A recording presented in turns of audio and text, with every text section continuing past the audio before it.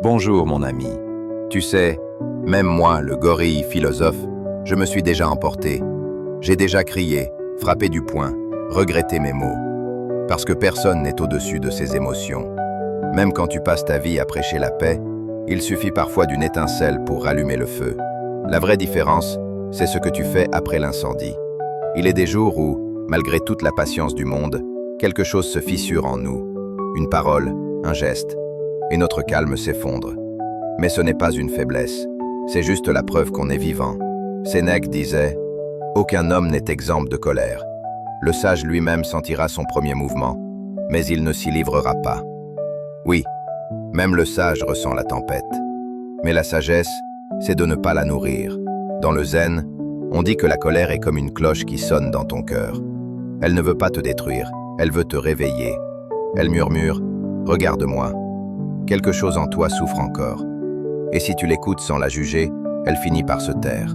Épictète rappelait « Ce n'est pas ce qui t'arrive qui te trouble, mais l'opinion que tu t'en fais. » Alors quand je perds mon calme, je me souviens. Ce n'est pas la faute du monde, mais ma réaction que je peux transformer. Marc Aurèle, lui, disait « Quand tu es irrité, pense que toi aussi tu n'es pas sans faute. Celui qui m'a blessé n'est pas forcément mauvais. Il est juste pris dans sa propre tempête. Tout comme moi parfois. Les maîtres zen enseignent « Tombe 7 fois, relève-toi 8 ».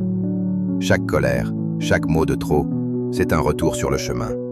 La sagesse, ce n'est pas ne jamais tomber, c'est se relever plus conscient à chaque chute.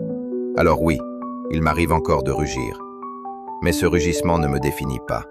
Ce n'est qu'une vague passagère, et sous cette vague, le lac reste tranquille.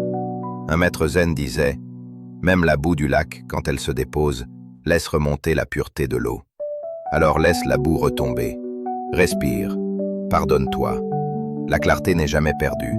Elle est juste un peu troublée. Moi, le gorille philosophe, j'ai compris une chose. Ce n'est pas la colère qui t'éloigne de la sagesse. C'est l'oubli de revenir vers elle. Et tant que tu reviens, tu grandis. Un pas après l'autre. Un souffle après l'autre. Toujours vers le haut. Si toi aussi tu as déjà perdu ton calme alors que tu voulais bien faire, partage-le en commentaire. Ton expérience peut aider quelqu'un d'autre à avancer. N'oublie pas, la sagesse ne crie pas, elle chuchote à ceux qui écoutent.